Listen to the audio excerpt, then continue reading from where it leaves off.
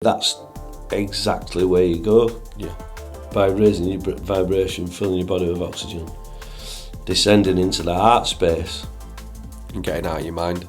and then you just the idea is that your higher self is there anyway, with all the knowledge and all the love and knowledge and benevolence and empathy and understanding and forgiveness in the universe, all the power of the one.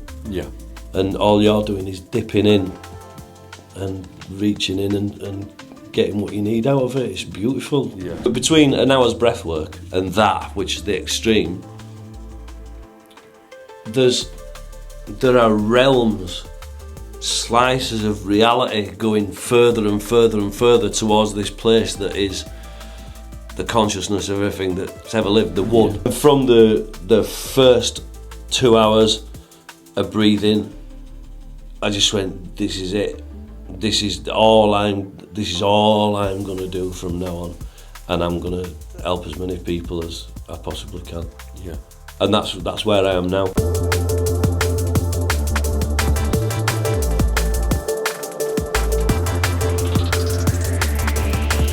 So today we welcome you back onto another episode of the 108 Flow podcast. Today we have Darren on, and he's the founder of Breath of Transformation. Had a very musical career. I even had a spot in acting. Very brief. So how did you become engaged like in the spiritual world? Was it through your missus, or was it through you, or through music? It's been a really long, slow progression. Really, Deb's, as you know, has been a medium for all her life. She said she thought she were mad as a kid. Yeah. You know, and tried to sort of disavow it and get away from it. But of course, it's a gift that she's had. It's a really powerful one. So she's had to sort of accept it and work with it. And so she's been like that all the time. Yeah. I were absolutely mad about paranormal stuff, UFOs and all sorts as a kid. Yeah. And sort of slowly we met sort of eventually at some sort of mutual understanding of what we're into, and as you know, there is a wave of awakening with people, and I think that anybody that's got a heart and ears is hearing the calling. Yeah. So yeah, and you know, having to work through my own healing, which I didn't. We literally don't all want to do. Literally just before we started recording, we were talking about, this overinflated ego and stuff, and that realization that that's only there to protect you from damage. And where's that damage come from? It's come from childhood, and so, you know, I only realised in my early 40s just how damaged I'd been as a kid, you know. So, like, my dad were a paranoid schizophrenic, and you go through your life just sort of going, well, that's my childhood. Everyone has that sort of thing, but then as you get older, you look back and you go, not everyone will come home from school at 8 and your dad's leant out a bedroom window with a sheet on him, preaching his second coming. You know what I mean? No, I can't say I did. No, some fucking mad shit, mate. Just some mad shit, and it all just gets packed away. Well, it becomes the normal, doesn't it? It's your new normal. It's like there was stuff that had happened in my house where people were like, it didn't happen. I'm like, it did. Yeah. And I'm like, far more than I wanted it to. Yeah. But it becomes normal because that's what you have to climatise to. Yeah. Or what's there. Yeah, and so I think regardless of what it is in your life, you either just pack it away as like, well, that was just my childhood, or it can be that traumatic that your brain just goes, that didn't happen. And that was some of the case for me. So you get to your mid-40s, started on I've been getting mangled all my life, and not realised, as well, that's just lads, innit? And I had a memory a while back that I was brewing my own beer when I was 14 years old. Barrels and dedicated to it. Like at 16, I had barrels of beer in my bedroom, all in different stages of brewing. I had optics on my wall, and you just think, oh yeah, that. Fucking hell, what are you doing? And then, but it just like, oh, it's just what, lads. And then you track it through. So it went from alcoholism till I was 21. I met Debbie. She's like, that's not happening. I've seen this before, and if you either get your stuff back in your boxes and clear off, or we can pour all that down the sink. So I'm getting ultimatum at 21. Wow. And so, fuck, right, okay, so that was one. And then smoking weed from 17, which were pretty much all right for a while, but at that time, just as I was getting to my late teens, my early 20s, I were around people who, well, one person in particular who ended up going to Amsterdam to cross-pollinate strains. In Dam, he were a wizard, but it was the start of the super strength skunk and that. So, and I think, quite honestly, I've been in low-level psychosis since probably my early 20s until I stopped smoking that and actively went out and found the old school hash and the Thai stick and stuff. I mean, still self-medicating constantly. Until again that point in my early 40s when I found, I rediscovered mushrooms, and they were telling me a lot of things. They were telling me about, I use this analogy like an archaeologist. So every weekend I'm taking mushrooms thinking I'm having a good, well, I was having a good time, to be fair, but they're going, every 10 minutes out of each trip, they just go, look at that. And I'll go, there's no there. Right, go play it. Next week, I'll just brush some sand off it. All right, off you go. Next week, bit more sand, until eventually all this stuff's laid bare in front of you. But it's done it so gently that you can see everything. I've been hiding through substance abuse, whatever it's been. I mean, it wasn't opiates, or crack, but it was. It's hiding from yourself. It's hiding from yourself. Yeah, exactly. So, so all this time, and then just having heavyweight realizations every weekend, or the more serious stuff is slowly just washing over years, space of years sometimes. And so eventually it'd give you solutions, which incidentally, viewers, is just unconditional love's the answer to every question. For yourself and for other people. And so, eventually, I was at a stage where I thought, right, okay, this works. There's got to be other people around that are in a position that I was, and there is. it's almost everybody.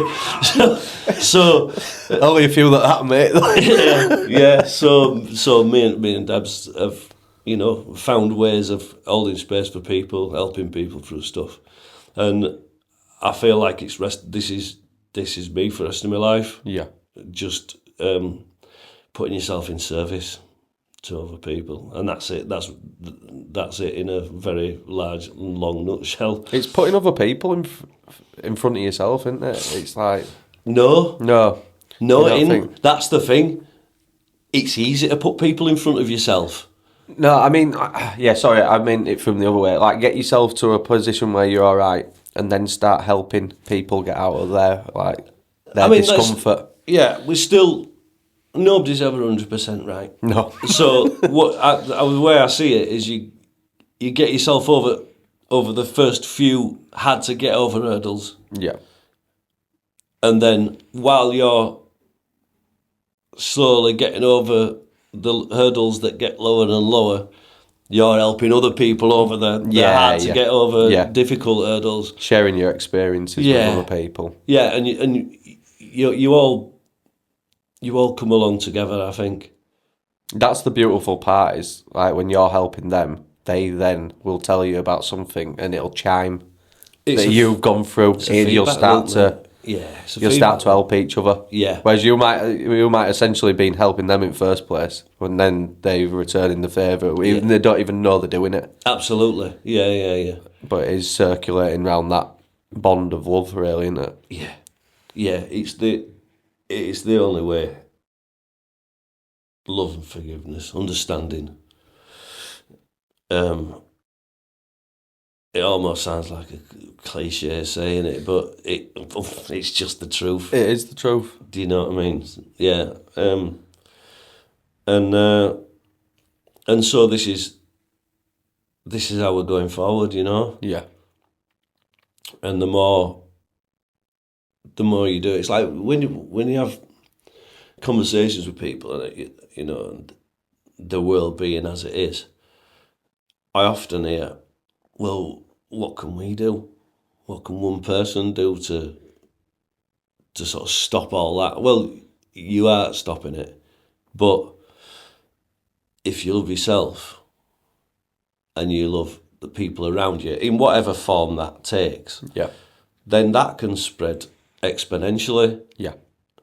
It's the little thing. It's like be the change that you want to see in the world as well. It's like, I know I've said it before, but little things like pick the litter up, doing bits like that. Like seeing everyone, even the homeless person, see them as, if you've got judgment and you're thinking they're lesser than you, picture them as a family member. Or a baby. Yeah, or a baby, or whatever it needs to realise that divided we fall, don't we? Yeah, absolutely. Together, if we realise that we can just start helping and sprinkling a bit of kindness on the world, we're going to get a lot better. Yeah, and in whatever capacity you can as well. Yeah. Not everybody has to be, spiritual leaders or leaders at all. It's none of that's important. No. Those that can lead and are comfortable being looked up to and followed, then great. Yeah. Those that can reach out and touch somebody else, then that's all you need to do. Yeah. And it can be as simple as just smiling at people. It's how you turn up in the world, isn't it? Yeah, absolutely. And I like to see it sometimes. It's like an orchestra. Everyone's got the part to play. It doesn't matter who's doing what, as long as you're doing it well. Yeah, it's a good analogy. Absolutely. If you're a triangle player, I love the triangle. Very simple. Yeah, just you said I've been a musician for a long time. I once talking to a guy, and he went. I said, "What do you do?" He says, "Oh, I play." Because I used to for a short time I used to teach batucada, the Brazilian samba, samba stuff, and I went to do a bit of training, and we met this kid, and he said, "Oh yeah," I played. I said, "What's your favourite sort of percussion instrument?" He said, "Oh, I love playing triangle." And I sort of went, "Oh, all right." Anyway, never heard anyone play triangle, have you? And I'm like, right, and he went, no, he says, watch. And he's got like this 3-finger muting techniques going, like, all right, anything can be played brilliantly as well. You know what I mean? Like, wow, I'll change my perception forever on triangle playing. Do you miss them playing music? Or do you still play a lot now? I've gone back to producing music. Have you? When I said I'd stopped performing, that had a lot to do with how I'm changing and stuff, and how I see myself, and it just, I don't know. Maybe half of it was because I'd seen the repetition. I've done a lot of good things. Yeah. I've done a lot of things that I can be proud of, but anything, I just saw it as anything that happens after this. It's just all repetition. Yeah. I mean, I played like at a lot of major festivals. Yeah. Multiple times. I've played in States. I've played across Europe. Not at a particularly high level, but. Still done it. But it's like, and it's like, well, what's new? And I just decided that I'm quite happy with what I've done. Yeah. And I've enjoyed it. But you know, I think I just needed to put that down to try and deal with how I saw myself as well. So, but somewhere in the background, I'd sort of gone, right, I'm not even making music anymore now. Do you think you were trying to dissolve a part of you completely? Yeah. Because I've seen a lot of us have been trying to do that, but then realising you can still integrate. You're still you. You can still integrate them things that you liked. You just didn't. You wanted to take the bad habits that were attached to that. Well, there's still a reason that you've done what you've done. Yeah. And we just briefly were talking about past lives before this, and it definitely comes through all that. I mean, I were doing a violin session yesterday, Friday for a mate of mine. Yeah. And I've not picked my violin up in 18 months. And I had such a joyful day on Friday in vocal booth with my headphones on, listening to this beautiful music that he'd made. Yeah. You know, sort of saying, you know, I've sort of penciled these lines in for you, and you know, play them. But if you want to leave from there, and just had such a good day playing, and then I realised I thought these strings are quite a long way away from fingerboard on this violin. You know, just because it's been such a long time since I played. Yeah. And I looked at it, necks collapsed, and fingerboards on table at the violin, and strings are like. I thought it's a bit difficult to play today. And just looked at it. I thought, all right, so I bought myself a new violin yesterday, and I say an old, a really old new one. And I've just realised how good playing music and making music, producing music makes me feel. So that's all come back into it. I saw a video a couple of weeks ago about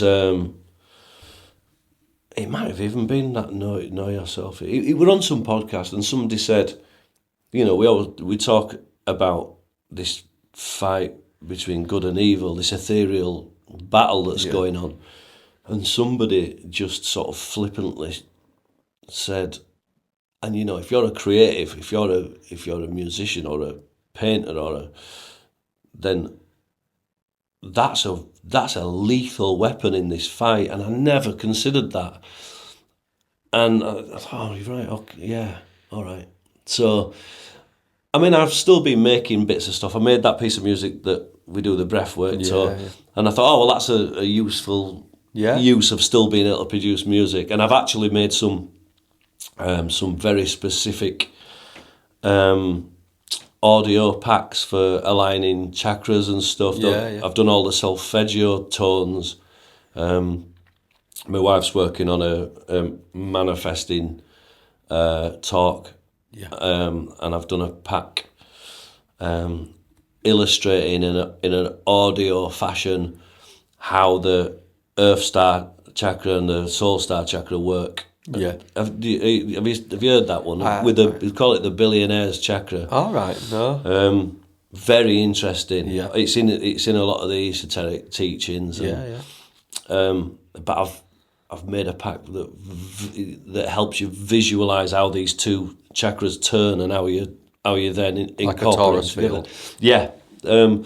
So I've been doing bits, but then I've just gone, oh, do you know what? I've not made any jungle for a while. Yeah. So I just spent I spent a couple of days last week. I had a rare week off last week, and just put a jungle tune together, and it's not like all the stuff that I used to make, because I'm not making it for DJing anymore. Yeah. I'm not doing it. You're making it for yourself. I'm not doing it to, like, you know, hype the dance up. It's quite ethereal, and you could just close your eyes with some headphones onto it. So Quality. I'm loving making music again.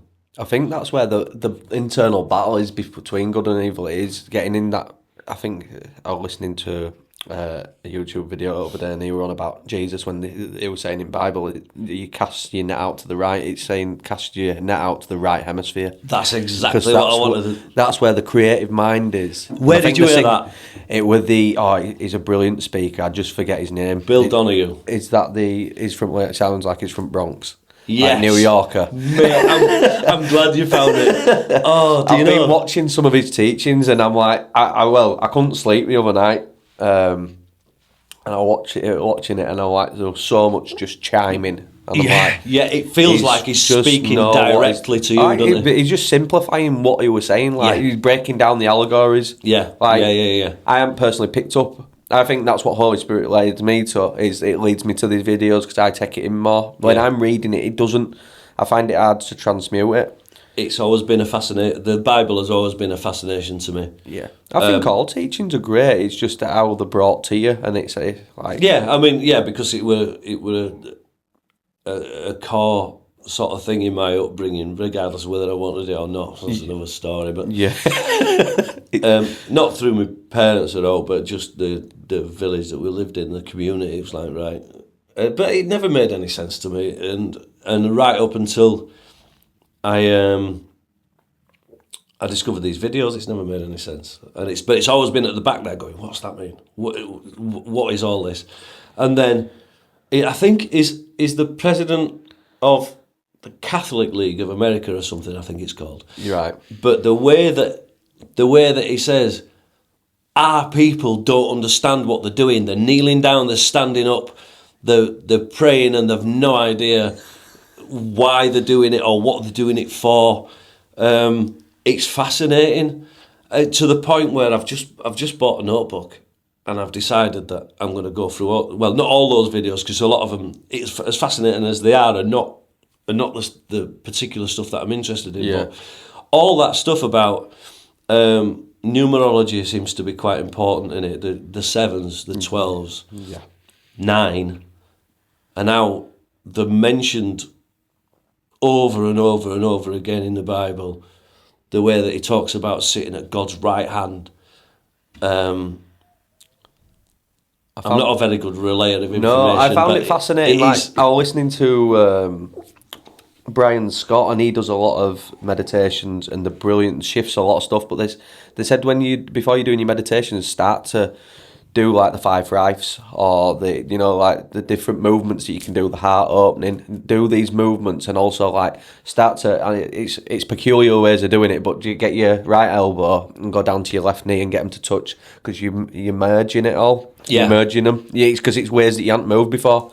So they even say when you go brush your teeth, start using your left hand.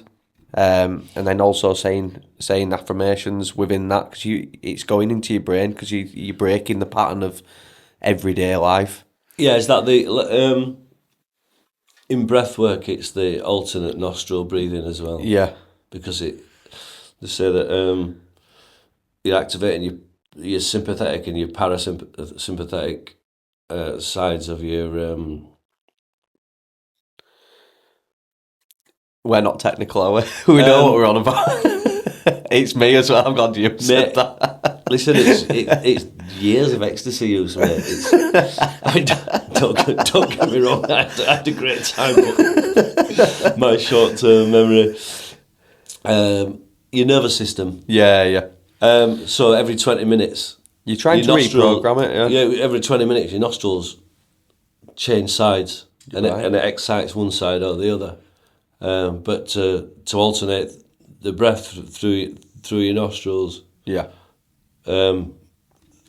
is designed to doing kung fu.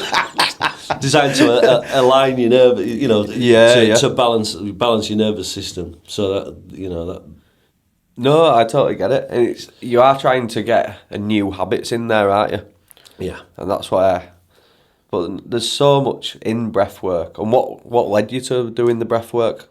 Well, I told you that I'd gone down a very long psychedelic journey, originally designed to just subconsciously carry on this, this life of hiding behind shit. But you can't do that with mushrooms. So mushrooms has gone, oh, hang on a minute. Here you go. So then, 8 years of that and a lot of, deep transmuting of trauma and basically waking me up to the sort of the person that I've been all my life, and it just wasn't good enough. It just wasn't good enough. So, is there any really standout moments that you'd like to share? I understand if you don't. Some of it is very personal. There's a lot of it. Yeah, there's a lot of it, mate, and a lot of it I'm still working through. Yeah. So if you don't mind. No, that's fine. I'm still working through a lot of that. But after 8 years of weekly mushroom use, we came to a conclusion where it just sort of said, look, we're done now. Go out and, help other people. Yeah. So I thought, okay. And then 3 weeks later, my mentor, who I describe as my mentor, he probably doesn't even know he is it. The ever powerful Tony Mascari in Stockport decided he would teaching his, spreading his knowledge and teaching breathwork. So I saw that 3 weeks later after the mushrooms had told me we're done. The synchronicity. Yeah, and it's like, right, this is it. And from the first 2 hours of breathing, I just went, this is it. This is all I'm gonna do from now on, and I'm gonna help as many people as I possibly can. Yeah, and that's where I am now. I've got a great idea. I'll speak to you off air. It's been dropping in as you've been talking. Yeah, definitely. All right, yeah. All for good ideas. No, cool. And what kind of people do you see come into your breathworks? Everyone, all walks of life. The oldest person I've had, I think, well into the 70s. Yeah. And the youngest, probably 17. Wow. Everyone gets something out of it. Yeah. If you'll know it's all about how committed you are to it. Yeah. The more you breathe, the deeper you go. Some people have changed their lives fundamentally in 8, 9, 10 sessions. Yeah. Which were funny because Tony sort of, as a throwaway statement, as I'd finished my 2-month initiation, pretty much just says, yeah, you can tell people you can change their life in 10 sessions. And I thought, I'm not gonna say that. And here I am 18 months later, having seen at least 2 people completely changed their lives in less than that. You know, it's the most powerful modality to me. Yeah. We haven't got to pay any money for it. It's just your time and attention, free. in it. Yeah. It's free, and the place you go. See, I'm constantly trying to link these.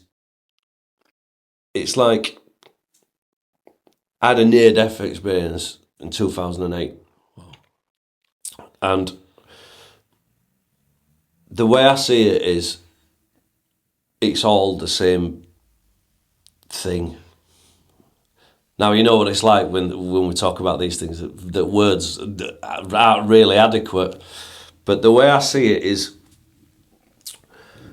death's the thing in the middle, the source of all things. Yeah. So the long dark tunnel, the light at the end is small infinity.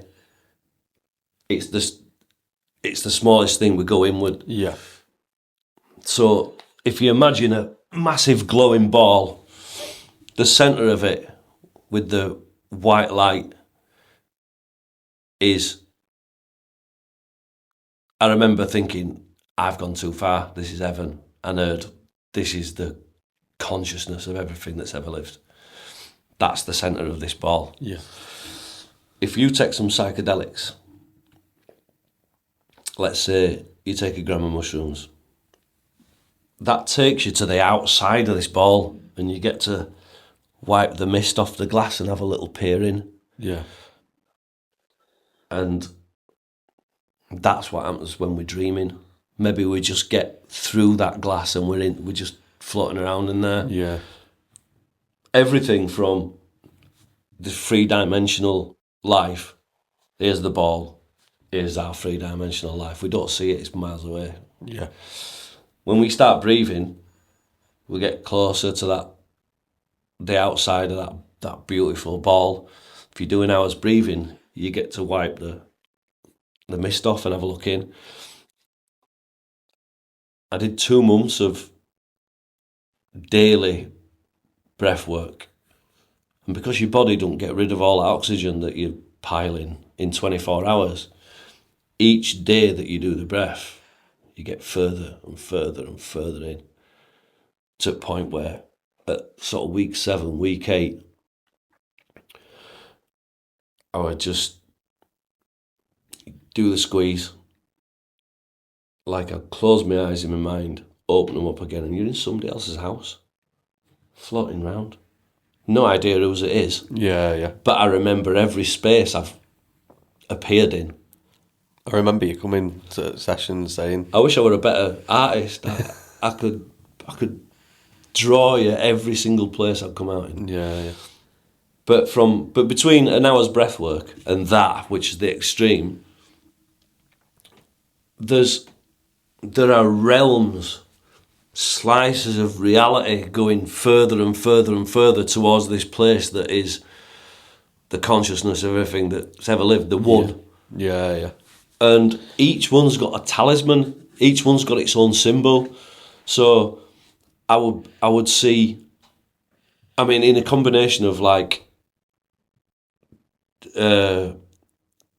when you use nitrous oxide, it's just forcing your body to release DMT. Yeah. When you smoke DMT, when you do breath work, it's very, very similar. Doing the breath work reminded me of my near-death experience. How did that come about, the near-death experience? Just being stupid with drugs. Yeah. Overdoing it. Yeah. He won't mind me saying, I won't mention his name. The only friend I've got that I would genuinely describe as a genius. Yeah. I can't tell you too much about him because we'll identify him. But just an intelligence juggernaut. Yeah. A designer of things. And of course, he was going through his own journey at the time. I didn't realise. But you'd think that, because he's so intelligent, he turned his attention to drugs. Yeah. So I thought, he obviously knows what he's doing, but now he was trying to find the edge, you know. Yeah. And oh, we found it. Yeah. People say to me, I just describe this thing, and people say, oh, I've done DMT as well. It's just one of the experience I had going through the point of infinity, going through the light at the end of the long dark tunnel, made every DMT trip I've ever had seem like a drag on a joint. Yeah. There's just no comparison. The moment I hit that place, I went, I've done it. I've gone too far. The power of that unconditional love, that feeling, Yeah. were overwhelming. Oh, wow. And I got told a load of things. I think the general consent, the general idea I'd got from it when I look back, it took me weeks to deconstruct it, was, you really want to know, don't you? Okay, well, you're going back. But seeing as you're here, I'll tell you what it is. And it explained to me how this is a training program. It's a construct. We're all here with a preset kind of disposition or disadvantage, and it's designed for us to go through hardship, whatever that is, learn, grow, and gradually ascend to the state where we're reabsorbed back into the one, and a new soul comes out. And it showed me. It said something like it's eternal. And I looked down, and there were souls coming up out of people who just died, and souls dropping into babies. And like, you can't visualise that, but it were in this. I feel that. As you're saying, if that's something that like resonates with me, I think that's just exactly what it is. It was just incredible. It said it's not just Earth; it's time. Time. I think it'll just go on for infinity. Yeah. Like I describe it as like when you can buy these consoles and they've got 10,000 games on. It's like that, but it's infinite games. Yeah. Like, yeah. So there's time here. We think it's very long. It's not. Yeah. It's just, yeah. And like I said, when I started to deconstruct it all, it turned out that everything that it told me were in some way connected to Buddhism. You know, the idea of infinite incarnations. So that sent me off on a tangent as well. I got right into Taoism. And I still listen to Tao Te Ching at least twice a week. I just recently went to that one meditation centre in Leeds. That was good. Yeah. The teachings are very much like, you could tell people were in there and they didn't know what they were saying, or like it were just chiming. Yeah. I guess you're in the right place at the right time. Right. You understand what they're saying, and that's what he was trying to say about the infinite energy of the consciousness of Buddha. And saying when he opened up that meditation centre, the main guy, and I won't get his name, I'm not even going to try to get his name right. He says when he opened it, there were only two people that actually turned up to the meditation centre. It was a man and a woman. They didn't know each other. And they ended up getting married. They ended up having a child, and that child, he said, that was it were his great grandmother. It was his great grandmama. Right. So it was like the consciousness had come through. Wow. So he's always held it. That's why they built one here in Leeds. Right. And I'm like that, but they're all like looking around. I'm like, I get it. It's like it's just time, energy. Yeah, it's just energy, isn't it? Yeah, that's all it is. It's just hard for the mind to fathom it for some people. Yeah. And it's funny that you talk about the near-death experience, because someone just sent me this morning, my cousin, and he'd sent me, and it were talking about, do we ever really die, or have you ever born? Like, everyone has these near-death experiences, but who's saying that ain't a version of themselves that die? Yeah. I was like trying to think, and I went, the thing that I always pull it back to is, if you're living in accordance with the 12 universal laws and you're trying to get your karmatic wheel good and clean, these versions of you dying are the ones that are in that bad frame. You're kind of you're working through, so you are going back to source, and I think that's it. Once you've taken it upon yourself at the moment, like you've chosen to play number one character now. Yeah. You're not choosing to be playing where you just feeding drugs and alcohol down, like masking everything. You're going, no, I want to be this player character. Yeah. And you're stepping forward. So source energy's kind of any near death experience, it's in a waiver because it knows that you're on the path to enlightenment kind of thing. Yeah, I think that's my takeaway of it. I think that's kind of what it was saying. I think is that each life it's to teach you something, and so some of them I think are probably a little bit easier than others. The idea is that, I mean, from what I read, is that the oldest souls get the hardest jobs. I mean, who knows whether that's true or not? I might just be saying that to try and ease my It's like when I listen to Stoicism, and it's Marcus Aurelius, and you look at that life that he had, and it's just like he lost 8 kids. Yeah. And he'd gone through countless wars, and you're like, how bad did he have it? And he still had a pretty good outlook. Yeah. Like that is definitely an ascending master. Well on his way on his soul's path. Some people get cut up in traffic. Yeah, I know. Yeah, I'm one of them. It's a balancing act, mate. Yeah, it's funny. Yeah, it's funny to hear people go, I think I'm on my last one now.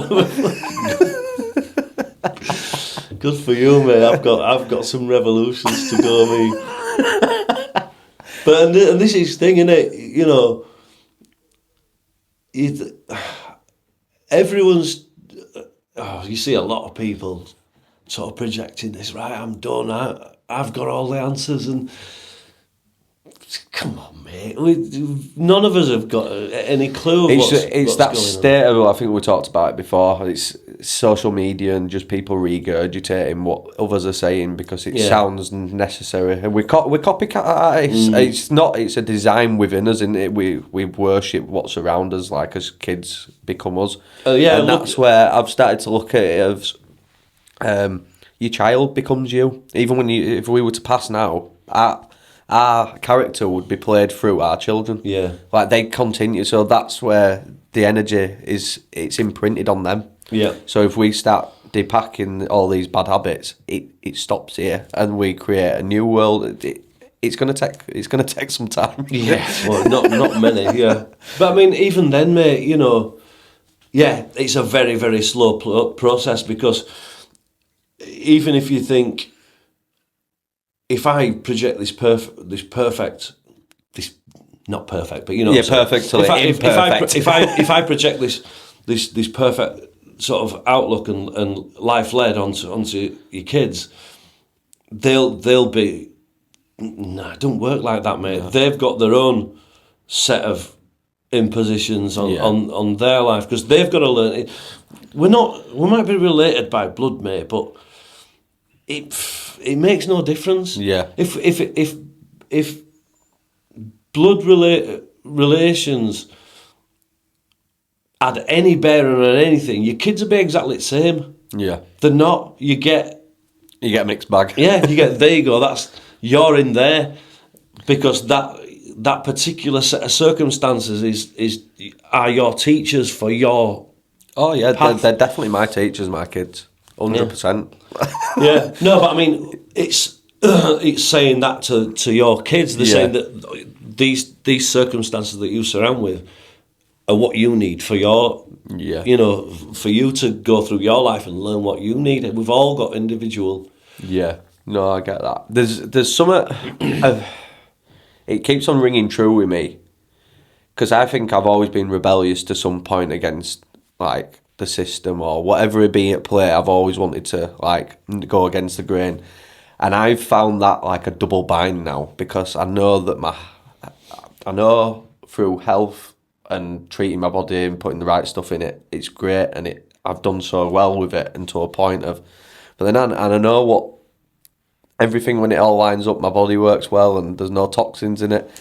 But then it's like I fall off and I go other way with it. And Yeah. it's like, am I rebelling against this? Yeah, the new yeah. system? And I think, is it just, have I got that rebellion in me? It doesn't matter what kind of system is it. Because now that I know that there's a source energy that rules and governs everything, and I'm like, I want to see if I can still do it my way. And Yeah, I mean, it could be as simple as, you know, nothing but healthy living makes Jack a dull boy. Yeah. You know, I mean, it's hard. So, I mean, I'm talking from your point of view, if you Yeah, don't yeah. mind, because I don't live that way. Yeah. I mean, I do my best, but I don't break my back about it. Yeah. At the moment, Debs has had a bit of a scare with her cholesterol. Oh dear. Sorry to hear that. And so she's got to change her diet. But I'm saying to her, look, if you eat something that you want to eat, and we're not talking about extravagant stuff, she's having to eat, she's got a really strict diet. And I said, well, how about one evening a week, you have one meal that you can eat? Oh, I can't do that. Well, yeah, you can, because if you don't, and all you're doing is that grind with the same food every day, you're not going to be able to keep it up. Yeah. And that's, I think, if you don't mind me saying, I think that's probably what that is. I think if you have 6.5 days of nose to grindstone, and you have half a day in that week just going, I'll just eat that. Yeah, yeah. And then it's finding that balance, isn't it? Yeah, It's you allow finding yourself where you can have. It's when I go, it's like an avalanche. Like, well, this is what I'm saying. it's Yeah, a complete spill off. Yeah. And it's bad. It's like, this is the worst I've eaten in years. Like in the last 2 weeks, but I've felt it. I went for my cupping and reiki. I normally get free treatments from Marisa, and normally she puts the cupping on, and there's been no red marks. And this time they were popping off my back, and she went, I can't, they're not staying on. Yeah. And then at the end, like, they've bruised, but they actually hurt this time. Right. And they've never hurt before. And Zoe even noticed them. I'm like, I noticed it in my body I've fallen off and not done workout for 2 weeks. And when I've tried going back, I'm aching. Like, Right. So I know my body's going, yeah, you've just tried it your own way, mate. And look what you've done, because now you're at bottom of mountain. And you've got you think, I know I do that all the time where am I battering myself, or is it what I know to be true? And I'm like, my body can't take it. Well, let's let's look at it from a. Let's line that up against like your emotions. Yeah. So if you're eating no but the stuff that you know you should, Yeah. then that tension builds, and then you go, fuck it. Rah. It's the same way as if you're emotionally stuck and you're not doing, let's say you're not doing some breath work. Yeah. Or you're not having a little cry once a week. It's all relieving pressure. And then if you don't, if you get shoved down, then only bad things can happen. Yeah, yeah. I think I'm a big believer in you've got to just let the pressure off.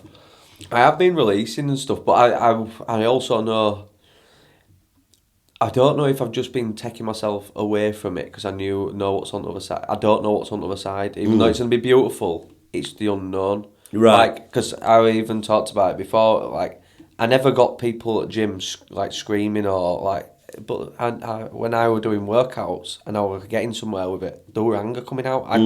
Oh, absolutely. Like, but I didn't know where, because I've never released, or I thought other people have shied me into myself where I'm like, what the fuck are they doing? Yeah, yeah. And I realised it's a good way to vent it. Absolutely, and I've got no problem in crying in a meditation. If I feel like there's a piece of music or something hit a chord and it has to come out, it comes out. I don't put up a resistance to it. Yeah. It wants to be like, it's like listening to music in my head. Hair stand on end, and not much that I've got. I can feel it more on my arms than I can on my head. But I just feel like there's a resistance of myself going against it wants to believe that I control it in some way, maybe. Yeah. That I'm like, still, there isn't... still just sort of hanging that on I'm to like, it. even though that I know that it's a divine play, what's going on, it's like, yeah, if you want to play your own way, mate, you go that way, and you're going to crash and burn, because that's what you've made them decisions. Yeah. And it's like, what's on the side of it? Because, like, I think going back to where you're saying, it makes you a dull boy eating that food, my head's saying that as well, but we don't, like, if we can tap into a more unconditional love, there's going to be stuff put in us way that's far more better than me stuffing my face with loads of food. And it's like... Yeah. But there's that... Yeah. There's that fight with yourself. I mean, I won't call you dull, but it's just the no, saying, that's innit? Do you know what I mean? No, I get what you're saying, but that's what my mind does as well. It's like, what... But then I can revert back to and go, look at all things that I've had taken away, and look how much life's got better anyway. Yeah. So you've got to revert back to old, haven't you? Yeah, absolutely. I think I've added to my own house. A little bit. But it's still hard to do, even when we know the right things to do. Oh yeah, absolutely. I mean, I've watched the pod that you did with Sean. Yeah, You're talking about not drinking. Yeah. And I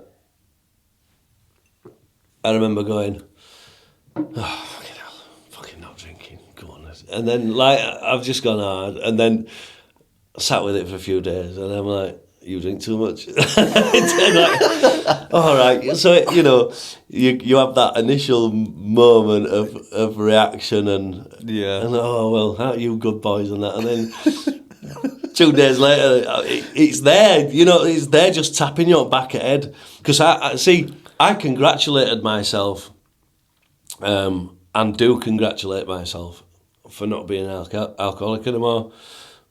Because I've got the, I've said that I've got the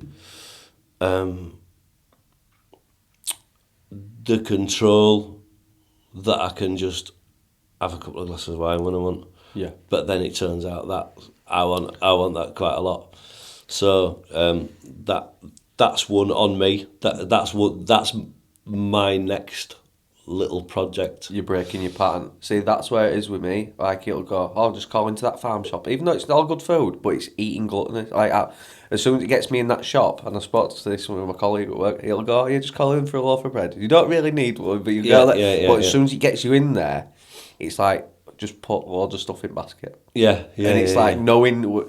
Like, I don't know if I forgot to say to Zoe, just go, can you just do shopping for a month or two? Yeah. So stay myself away, abstain from it. It's all just like little dopamine hits, isn't it?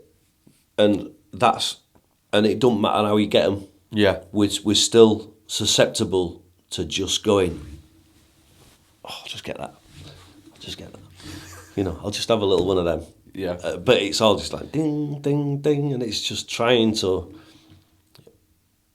be aware of it, and two, do something about it. Because what's your take on it? The whispers of them voices that say to go do that or do this. Don't talk to me about voices, mate.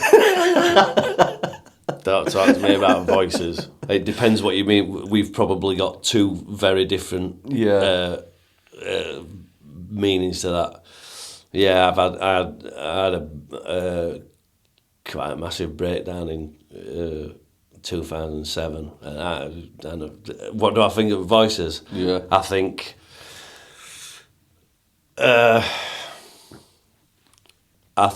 we've all got them, and I think it's got a lot to do with how you treat them, how strong you are internally as to how you react to them, and I think it's a constant battle, because they are always there, however powerful, malevolent or niggling they are. Yeah. And so it's just it's everything just going, oh, just do that. Do you think, you just took my mind off there, like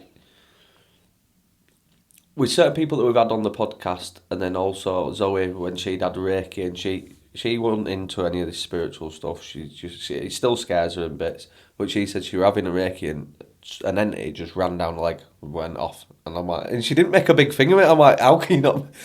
And you was talking about that. I'm thinking, do we buy the things that we put in as bodies, or the things that we think, or the stuff that we push down in another realm? Are they just these entities that attach to us until we start unpacking them, and then the voices get less as we unpack these entities that are within us? I think the voices are just one facet of an entirely different realm that exists around us that we've no idea Yeah, about. because we can't see the light spectrum, can we? No, let me give you an example.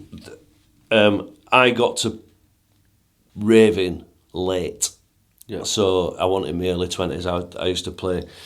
I used to play guitar in rock and blues bands. That were me during that second summer of love. So I missed all that. Yeah. We came to it later, and after probably about 3.5, 4 years of just absolute hedonism, my body must have just been on the last fumes of the gas tank. Do you know what I mean? And I started getting. I started having night terrors. Right. And by night terrors, I mean you'd wake up in the middle of the night and you'd be fully lucid, conscious, and there'd be something holding me down. I've had them. So one main entity and a load of little things that were doing its bidding, sort of thing. Yeah. Sounds nuts, I know. But No. So I had this thing, and I had it 3 or 4 nights in a row, and probably more than that. Let's say a week, and I was terrified to go to sleep. I'd be sat on the edge of bed crying because I didn't want to go to sleep, and at the time, probably a month earlier, I'd met this other musician, this friend of mine, again, of no names, and he'd come to see my band play, so he turned up. "You all right, Darren?" I said, "No, I'm not all right." He said, "What's wrong?" I said, "I'm having these night terrors, and I'm terrified." He says, "You look awful." I said, "I haven't been sleeping. Don't go to sleep." And as I'm telling him what's happening, this slow, wry smile creeps up on his face, and I'm like, "Mate, it's not funny." And he went, "No." I said, "I'm sorry, mate." He said, "I'm going to stop it for you right now." And I went, I don't think you can, mate." He said, "No, I can." I said, "I had them 20 years. I said, I'm 20 years. I went through full psychiatric assessment, hospitals." He said, "And I met this medium who specialised in this sort of stuff." And I said, "I'll tell you what she told me, and it'll stop immediately." I'm like, "Tell me what it is." He went, "Just laugh at him." And I went, "Oh, thanks." Feeding off the fear. All right. And he went, "No, I'm telling you." He says, "Just laugh at him." He says, "The medical profession and the psychologists were talking about medicating me and, this, that and other." He said, "She told me that these are real entities. They're just living on a different vibration to us, and they're here. And they feed off your fear. The more and more," he says, "Let me tell you what's happening to you. You're waking up in the middle of the night. There's something holding you down, and you're terrified." I went, "Yeah." He said, "They feed off your fear. They get stronger. The more scared you get." He says, "So I know that you'll remember this conversation." He says, "And that proves that you're not asleep." He says, "You're awake, aren't you?" I said, "Yeah." He says, "Right." He says, "Go to bed tonight. When you wake up and they're all over you, just laugh at them or invite them in, tell them there's no but love there."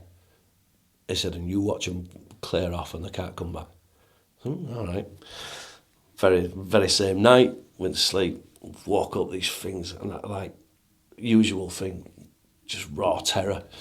And then it just came straight into my head. Oh, he said and I just went, "You're welcome to stay, but there's no but love here." And they just went, gone.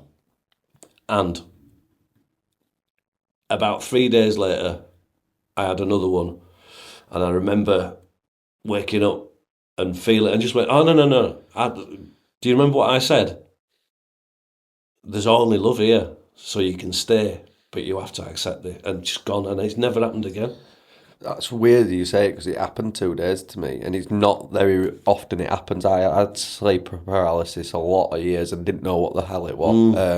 I just remember being very still, and it feels like there's a presence on your back, and it's scary because you can't move. You can't move any of your body. But I always I lay on my front, so I could never turn around and see him, feel it. And it did it the other night, but it's remembering the old feeling where they feel like they're coming up your shoulders. Yeah. And just there, and I just went into breath. I just breathed calmly, brought my nervous system down and went to sleep. Yeah. And it's just knowing how to tackle it, because when something like that is happening, it's terrifying. Yeah. Well, so that's one, honestly. Anybody ever has night terrors, it's never not worked. Yeah.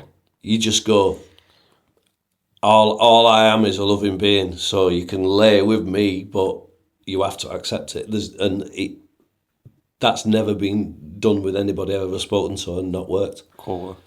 So what does that say about that? Do you know what I mean? All that darkness, you have to be. It preys on the weak and it preys on the scared, and that's what I was. Yeah. For most of my life, and I'd never realised. It's mad, isn't it? Yeah. So did you actually see them as well, or were you just a presence? Because I've never seen any entity. I just feel the presence. Did of them. I see them with my eyes? No, but I saw. It's difficult to explain. It's not like I saw them, but I know what they look like. Yeah. They were like massive rats. Right. In my thing. Yeah. This massive, bulbous, overgorged, sort of horrible looking rat was about this big, and then all its little minions were just like that, just running all over me. Yeah.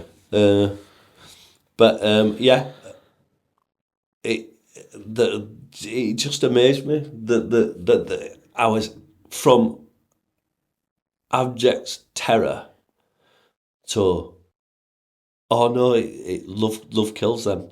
Yeah. Well, that's what George Orwell says, and this is the fear of because it can't be controlled. Yeah. It's operating from your heart centre. That's where his power lies, isn't it? Yeah, and going back to breathing briefly, that's exactly where you go. Yeah. By raising your vibration, filling your body with oxygen, descending into the heart space. And getting out of your mind.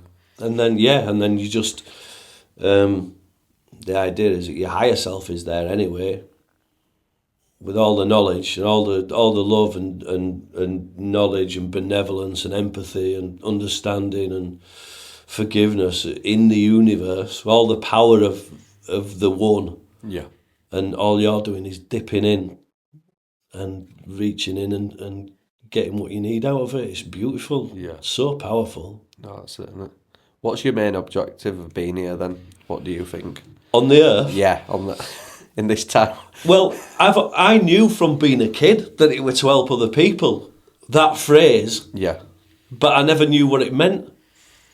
I thought it would just sort of be nice and polite and, and when somebody wanted help chopping something up, you went and... Yeah. But only over this last sort of few years has it been shown to me, it's fundamentally to hold your hands out to people and go, it's all right, you can sort this. Yeah. Or, you can feel better. Or, you can achieve a higher perspective on what you've gone through. Yeah. And we can heal together. That's it. And that's all it will ever be now for the rest of my life. That's cool. That is cool. What did you learn when you did Buddhism, or you were learning Taoism? Is it? What's the difference? Right. Well, Taoism and Taoism is the same thing, depending on which dynasty you're talking about. Yeah. So it's basically the Tao Te Ching and the Tao Te Ching is the same thing. Right. Debs is going to. You talk about Buddhist centres. She regularly goes to a Buddhist centre near us now, and she's really enjoying the lead meditations that they do there. I went down with her the other week, and I posed the question. I said, "I'm absolutely embroiled in this Taoism. What's the difference?" And he said, "Well, they're fundamentally the same thing, but pure Buddhism talks a lot more about helping other people, whereas Taoism centers on the self." So I was kind of all right with that. I know how to love other people and help other people, so I don't think I'm missing out too much on that. But there's a lot of you talked about Stoicism, and there's a lot of parallels drawn between. I've drawn a lot of parallels between Stoicism and the Tao, because it just talks of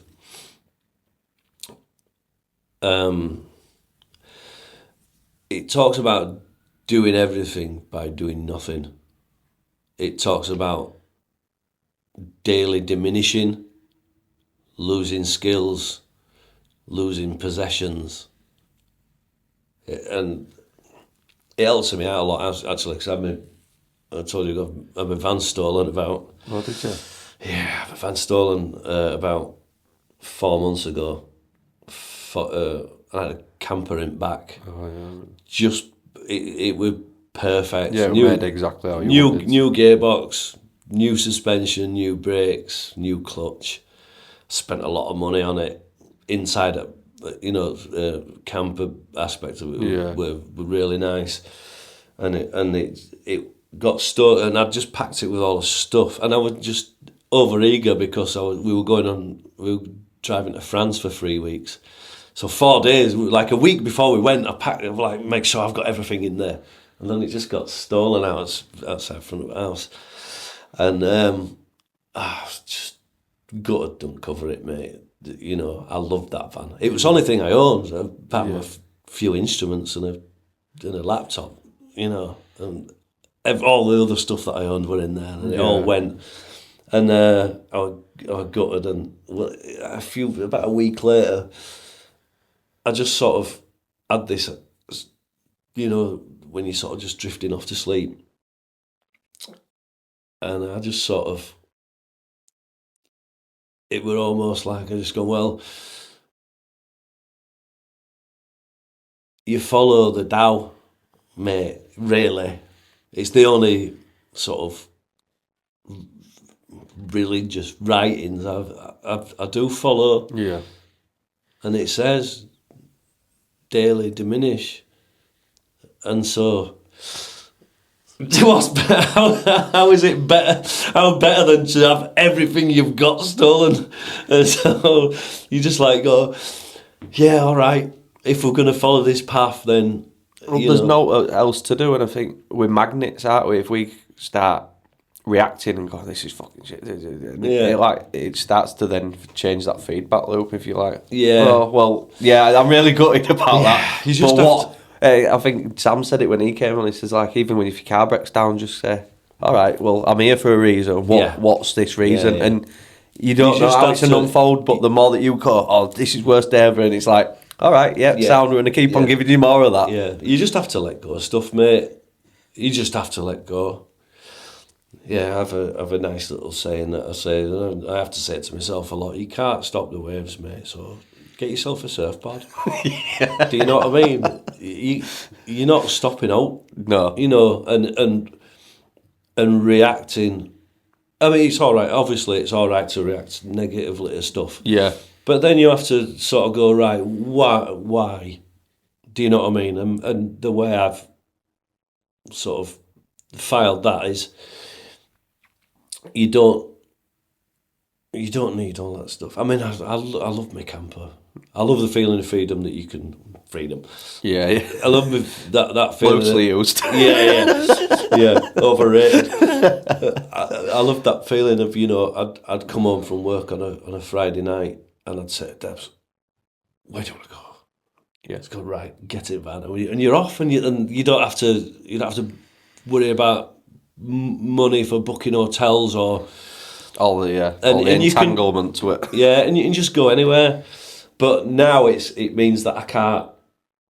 there's a particular gang of criminals that go around areas like that, and I ain't got a lot of money. Yeah, we just through Deb's manifestations, we're still renting, but we've just got this beautiful weaver's cottage. Yeah, in a valley. It's beautiful with red deer on backfield. But like, obviously, people are coming through there going, these lot of Lord they'll have some nice stuff we can nick. So they're going around stealing vans, caravans, campers, and they go around every couple of years. Do you know what I mean? So I can't have another van, and I've driven vans for 25 years. That'd be good. Yeah. So I'm still, you know, trying to... it's all right going, yeah, I've sorted that. No, you know, it bothers you, but you have to go, right, well, what is it? Yeah, what's it trying to teach me? Yeah. Debs will say to me, you know, like, especially in cars and that, something happens. She'll go, you don't know that they want an accident waiting for you in a quarter of an hour. So this is why you're getting slowed down. Yeah, that's the way I look at it. It's like, even you don't know, like that driver that's going 20 mile an hour in front of you. You don't know if they've got the 2-year-old's birthday cake on the back seat. They don't want to smell. I heard you saying that on thing. Absolutely. There's loads of different ways you can look at it, or angels just stopping you from that crash, or it could be a number of things. We don't have to understand it. It's how it's. I find it's another way of reframing your mind to think of other possibilities rather than his own way. Yeah. Of like, why they're not doing what I want them to do. Yeah, well, that's the thing. It's getting out your own way. Going back to the ego, innit? Yeah. It's me. Why have you done this to me? And it's like, well, who are you, and how significant are you in a grand scheme of things? And why should everyone get out of your... Why should your needs be greater than anyone else's? I think it's like he just twanged a chord, like when we went down to Stonehenge, and I went, I want to go down to Glastonbury, and it were a fucking pain in the ass. Yeah. And I'm like, it was like, in the grand scheme of things, I put about 3 hours on to travel, didn't really, just because I wanted to go to Glastonbury. I should have just gone, not forced it another time. Yeah. I'm glad you mentioned that. And this were another one. We talk about ego. Before I called any of you, when you left me, I sat and cried in my van. And I'm sorry, mate. No, and I'm like, you've done that to me. Why have you done that to me? And why have you two not said no? Why aren't you fought my corner? And then, as it sat, I realised that happened because I've got massive childhood issues with not being allowed in groups. Right. You know, like So everything's for a reason, and it all needs uncovering. Do you know what I mean? Yeah, it doesn't matter how it comes. The first thing you do is you look around for somebody to point at and go, it's you. Yeah. And it won't. It's a loaded gun, isn't it? It's the trigger. Yeah. Because you go, well, I wouldn't ever have done that. But why wouldn't you ever have done that? because you're the one that as a child were left on the outside. Yeah. So that's and so once you can step back and look at it, you go, oh yeah, that's just another bit of damage. Yeah. That needs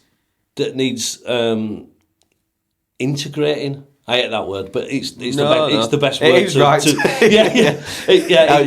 been overused, hasn't it? Recently? Yeah.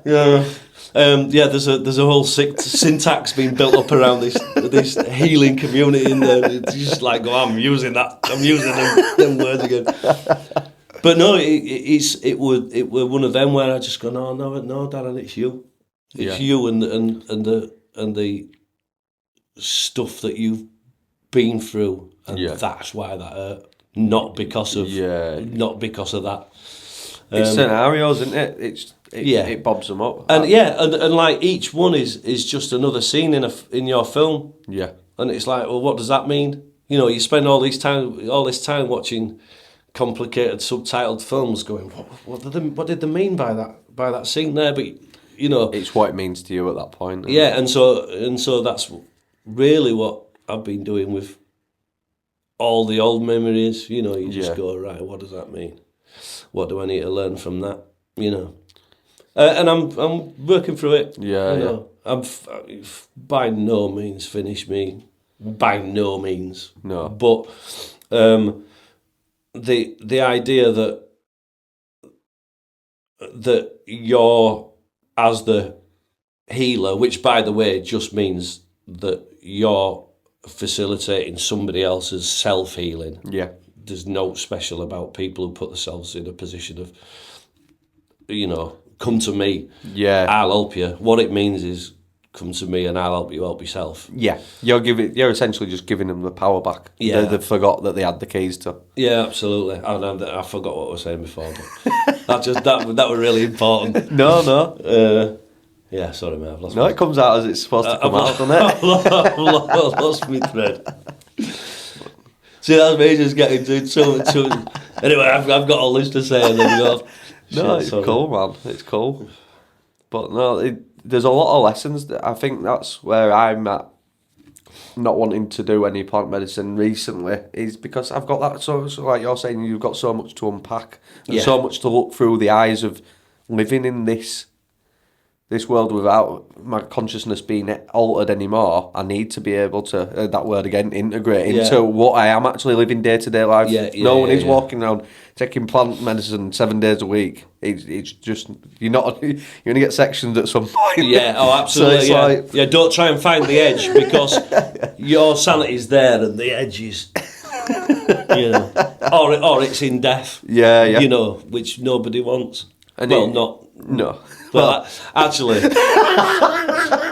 having seen it, I certainly won't. I certainly won't be clinging on my last days, going, no, I want to stay here. Sorry, and I just remember what I was saying. The idea that the person that you go into for help, is this polished, finished item is ludicrous. The reason that, personally, I believe that almost everybody who's here trying to help people help themselves is there because they've realised that people can be helped because they're doing it themselves. Yeah.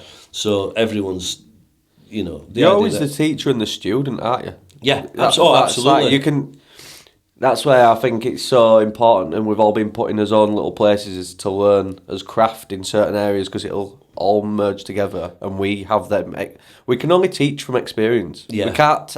I can't tell you about how to play a guitar because I haven't done it. Absolutely, yeah. But that's where it's all relevant of you being able to use your experiences, sharing with others, and once you start sharing them, like, it'll unlock parts of you when they start sharing their experiences. It'll be like, oh, I didn't even know that were interested in what is just like the breath work. Or it'll start to unfold it. That's the tapestry of it all. It's a sort of incomprehensible, multi-dimensional web that we're all in, and I think we're all all our experiences are linked in a way that we've no way of understanding in this three-dimensional space. I've been having dreams over the last couple of nights of it, and it's just like I wouldn't even try to unpack it. Yeah. It was just showing like these webs of just going in, and I'm like, no.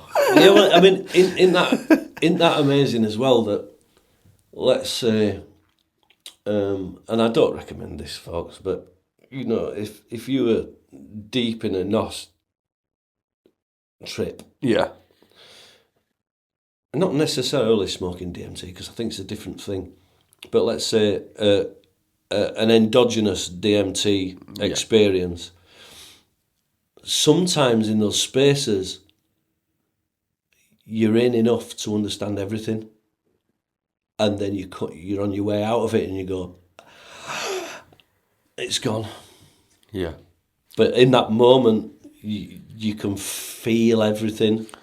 Did you feel when you did the plant medicine? I know I did for me. When I've activated some things inside myself, and I've seen the possibilities of what can be and what can come, there were an overbearing weight of responsibility of things to come. Like it was showing me, because nothing's an absolute truth that it's going to happen, but it was kind of showing me No one set path futures. and one there, and it's like the choices that you make up in between now and then is going to show you which path that you're going on ultimately. Yeah, interesting. And because I remember having this overbursting joy, and I was in tears on the floor, like this is amazing. But then it showed me like this pentagram and a load of other stuff, and it was like wow, and it was like an overburden. And you was like, oh my god. But then it takes you back to showing you are the creator of your life. So empowering as it is, you get to make the choice of which path you're going to go down. Yeah, absolutely. It's interesting you should say that about the future. I mean, there are no set futures from any one point. Yeah. But, you know, I know more than one person who has dreams, premonitions. Yeah. And some happen, some don't. But they're very real when they're seen. And the ones that do happen are as powerful and as real as the ones that don't happen. So it's interesting you should say that about, you know, it's like a tree. Yeah. And it branches off and branches off and branches off, but we're only going down one particular one. So, but yeah, I've had that. There's I mean, from all angles, it seems that this battle between good and evil, and it just sounds daft, doesn't it? But that, I mean, I was told by a woman I was at teaching college years back, and she was one of the lecturers, and she worked for, or she was part of a thing called Ethereal Society. Oh, cool. And she said, "Can I borrow you at lunchtime, please, Darren?" I said, "Yeah, me and another girl." I said, "Yeah, no worries." So she said, we were in Leicester. She said, we need to walk down to Cathedral. I said, okay. About 24 or something. I said, yeah, right. Walk down. She's walking around this cathedral with a massive Dragon Ball singing. Yeah. This is a bit bonkers. She says, just stand at the gates to the graveyard there. And she got this other lass. She says, you stand over there. I said, what do you want us to do? She went, just be you, love. I said, all right. Says, if anyone comes, just smile. I said, okay. And she's walking around this cathedral, and I swear to you, mate, this like homeless guy come round corner like Nosferatu in one of old Boris Karloff thing. Come round corner like that. And he come round corner, sees her, he's making a beeline to her, and then like he looked round at me, and she said, "Oh, she just said smile." So, hey mate, and he he like shat himself and run away. That's weird. And is this while she were playing it? Yeah. And like, all right, that could just be a bit of nonsense. So, but she came back when she'd finished, and she said, "Did you see anyone?" I said, "Yeah, it is as it happens." And I told her, and she went, "Yeah, good. That's why I brought you." And I'm like, "Okay." And we were walking back, and I went, "Look, you're gonna have to forgive me. What the fuck's going on?" And she went, "Oh, she says, there's Darren. There's a battle between good and evil going on." She said, "It's been raging for thousands of years." She says, and first time I'd heard anybody refer to anyone as light workers. She says, and the light workers are fighting on the side of good. Yeah. She says, and I've chosen you two because you're lights.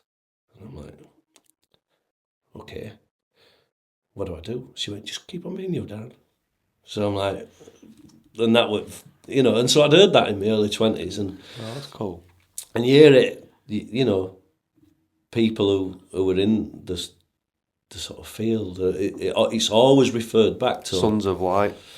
Yeah, against sons of darkness. Yeah, and so what do you do? Well, there is an awakening going on. I don't care what anybody says, and love will not be defeated. That's something that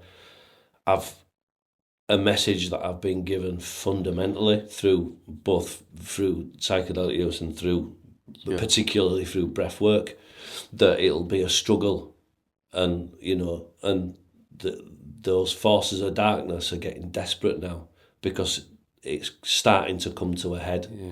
Yeah. But look, you can't beat you can't beat love. It's too powerful. Did you read the Dead Sea Scrolls of what they were saying that were found in Qumran? The teachings that are seen, they said this days it'll come. There'll be 13 battles, 6 the sons of darkness will win, and 7. So it's going to go right to wire. So we're in the last battle. Yeah. So it'd be like I don't know what battles. I'll have to do some more homework on it, but they're going to win 6 battles. So even when it looks like it's losing, it's like have faith that it's going to come through. And I think they said that 7's won by 6 is won by Sons of Darkness. 6 has been won by Sons of... And then 7 win. It'll go down to like they'll have 6 apiece. It's like best game at Century. Yeah, absolutely. We're in extra time, but everyone's watching penalties. Fucking football. Yeah, but I mean, you know what, mate? I hadn't had the knowledge. Not that I've got a lot now, but I hadn't had the knowledge of it back then. Even when I was in my late teens and my early 20s, but I'd still be trying to talk to people about stuff. About things on the periphery. Yeah. And 30 years ago, people just go, "You're mad." Yeah, well, you'd end up in iroids. Yeah, or you just see visor come down, and you're like, okay, next one. Yeah. But now, almost anybody that you speak to will at least go, yeah, well, I hear there's something going on, or they can feel it, or something's not right.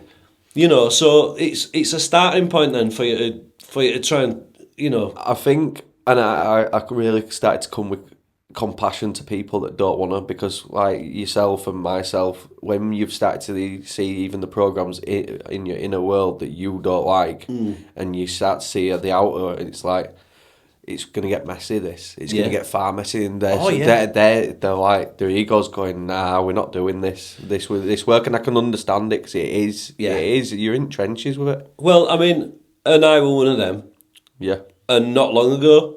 So, how it's possible. Yeah. I had no idea I had no idea what that was. But I'll tell you what, it wasn't me. And it wasn't me let's take the first 8 years off. Yeah. For 32 years. And I understand people will say, how do you do that and not know?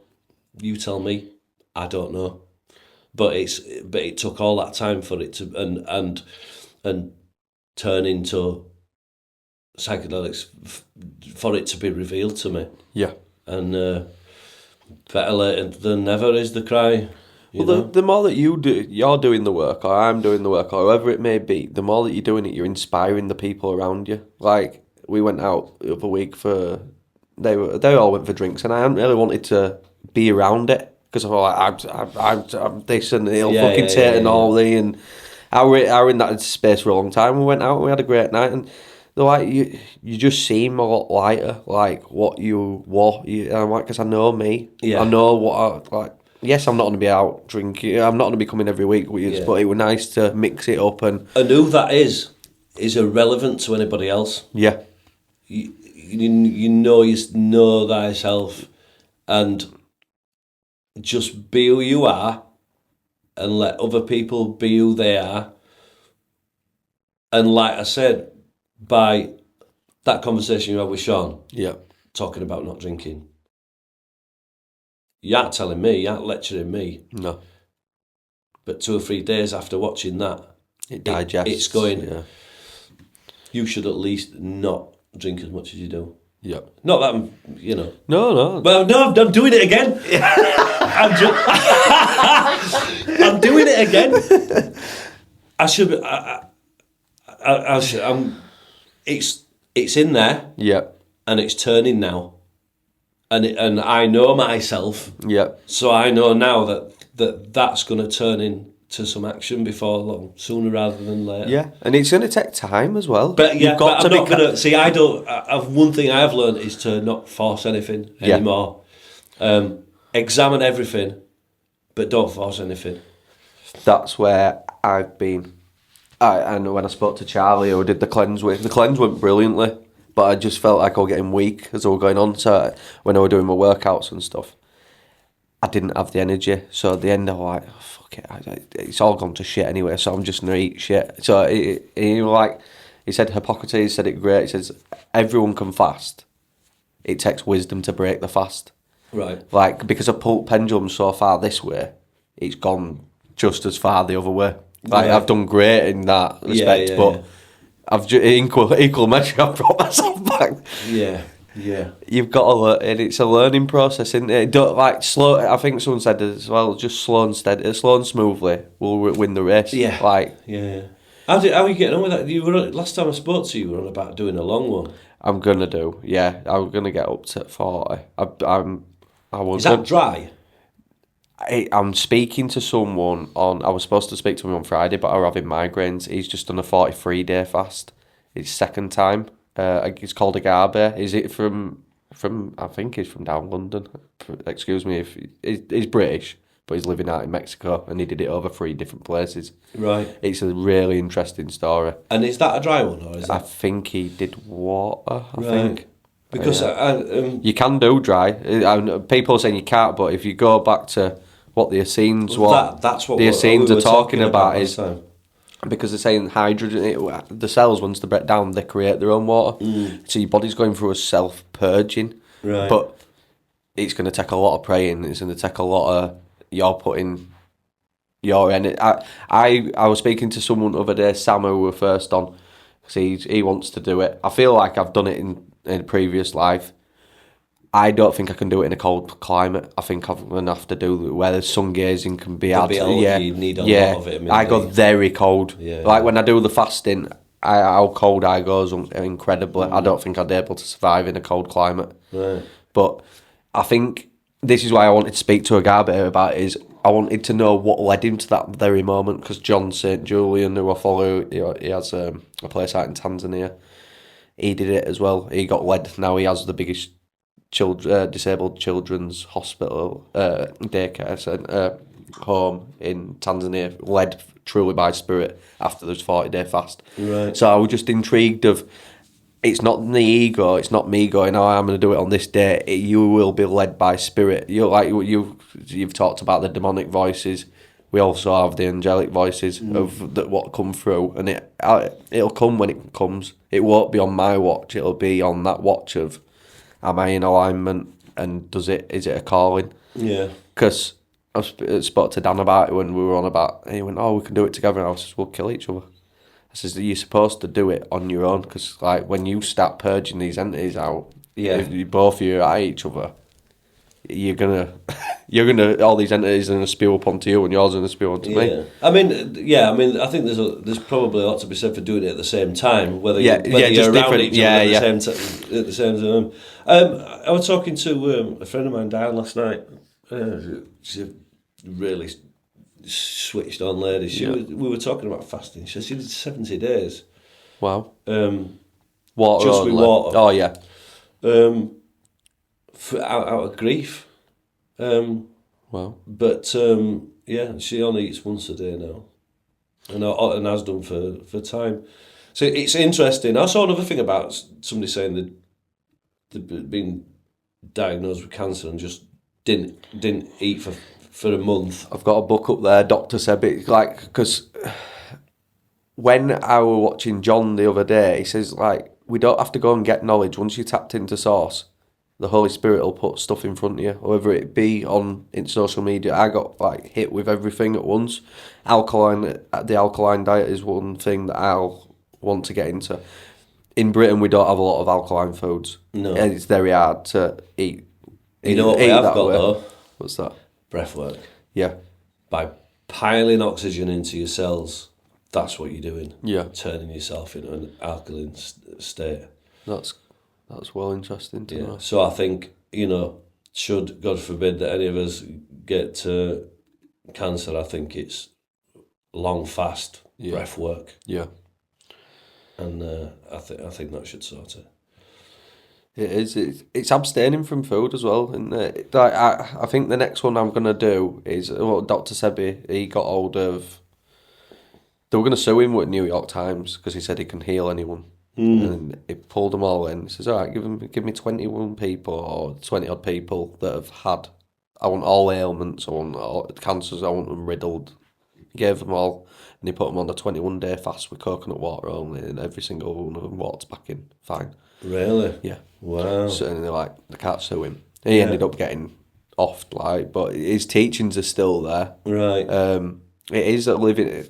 I think they said the biggest killer of all, the biggest killer in humans and all animals. It's parasites. They become the host, and that's where they said there's a big correlation between what we deem as demons and parasites. It's just the living within our body, and we've gone away from natural law. Yeah. If we live in a more alkaline diet, they can't even survive. And I think that's where maybe when I've been doing the cleanses, if I just eat within what I'm supposed to be eating, like keep it alkaline, they can't survive in your body anyway. Yeah. They're not thriving. Yeah. So I'm just trial and error with it all, and it's more you don't know until you've fucked about anyway. So exactly, yeah. And you've ed to feel into stuff. Yeah. Cause did you see that latest thing with Wim Hof? They'd said that they'd sent 2 kids to him with brain tumours. Wow. And he'd done a 10-day course of connected breath and cold water, and they sent them both back, and one of them were in complete remission. And then the other one had to do an extra 3 weeks of this of this breath and cold water, and they went in remission as well. I can imagine it though. It's just we don't actually know the power of it, do we? No, but the whole medical profession's been usurped, hasn't it? Yeah. Over 100 years.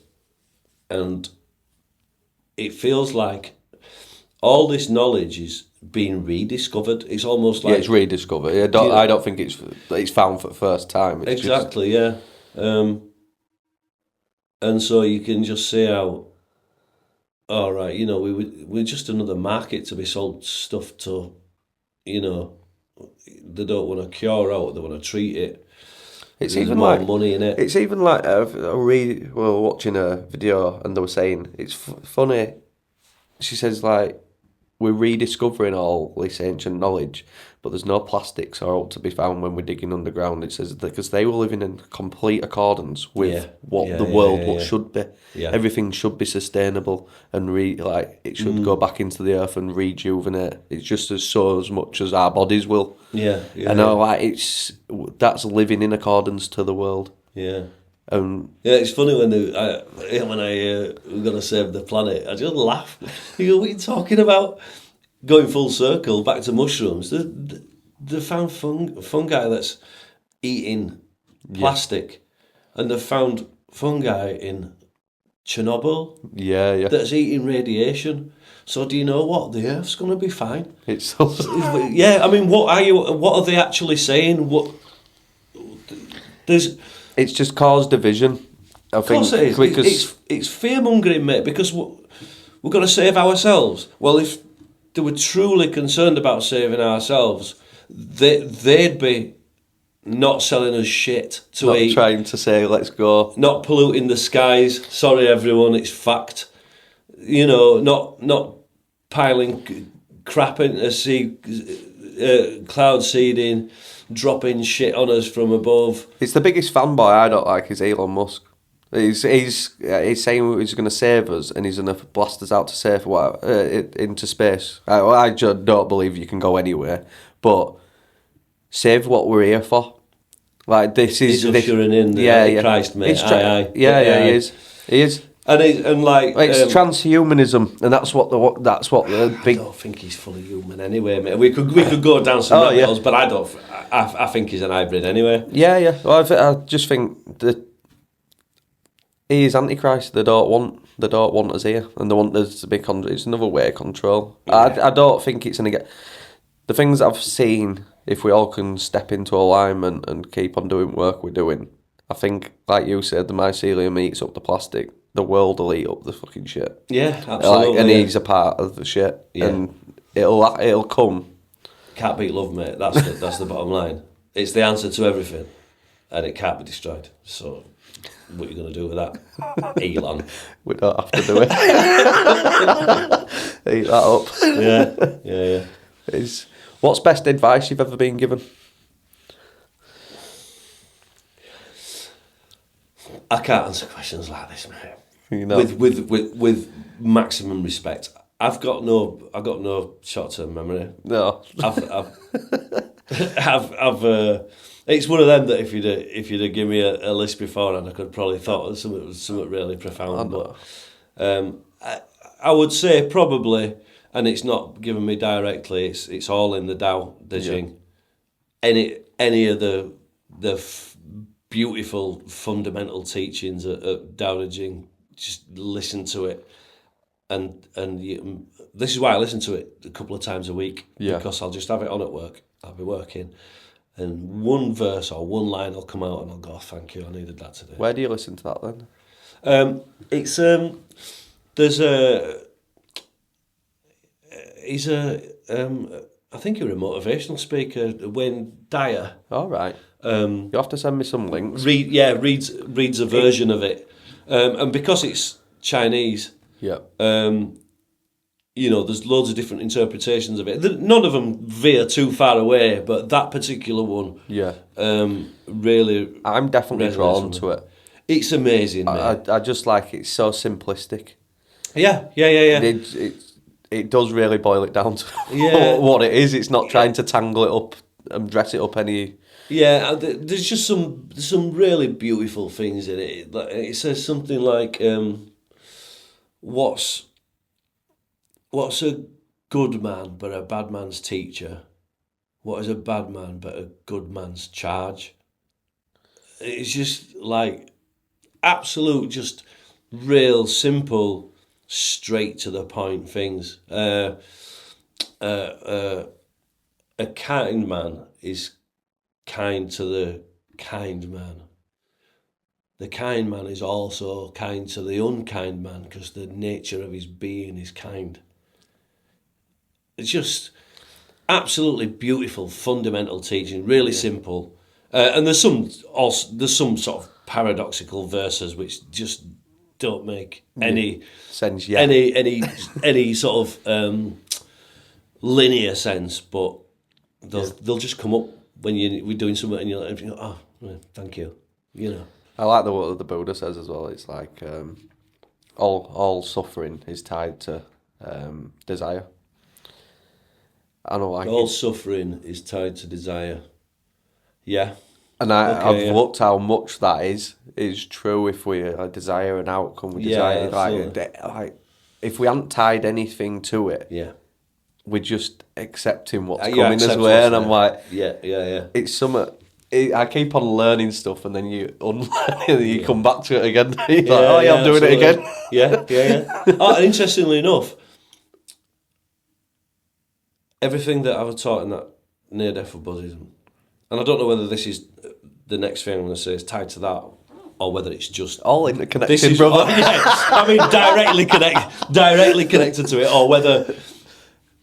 Anyway, when I did my 2 months initiation with the breath,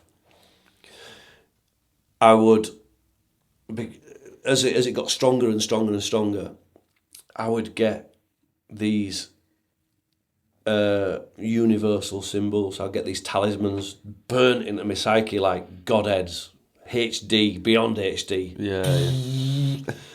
And most of them were Buddhist or Hindu. Yeah. The hand of Hamza, just a silhouette of the sitting Buddha. The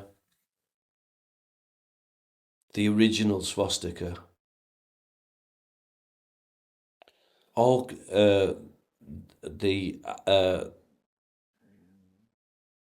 Buddhist eye. Yeah. All sorts of these things would just be burnt into my psyche, and then I'd make notes on them. I've got stolen in van. I had my book with. That's enough. I'll just say you get trigger. Oh, fucks. Yeah, I had my book with all my notes from my insights and stuff. But I remember you said burnt in the brain. yeah. But almost all of those pertain to these ancient symbols were Buddhist or Hindu. Yeah, and do you think they're just well, I'd take the note from it, they're just signposts of things, trails to go down and learn. Where can we find your breathworks, and where are you doing them at the moment? I mean, we will tag your page. Well, I've got a fortnightly session in Horsforth. Yeah. I run, at the moment, weekly session in Greetland in Halifax. Yeah. And I've got a monthly one in Shipley. Just looking to put a monthly one on in Ilkley or around that area. Yeah. And then that's about as much spare time as I've got of evenings. We'll look at getting some daytime things in after them. Yeah, that'd be cool. Yeah, it would be I can see you expanding very far and wide now. It'd be cool. Just looking to get in front of as many people as possible. And it doesn't matter who you are; it helps everyone. Yeah.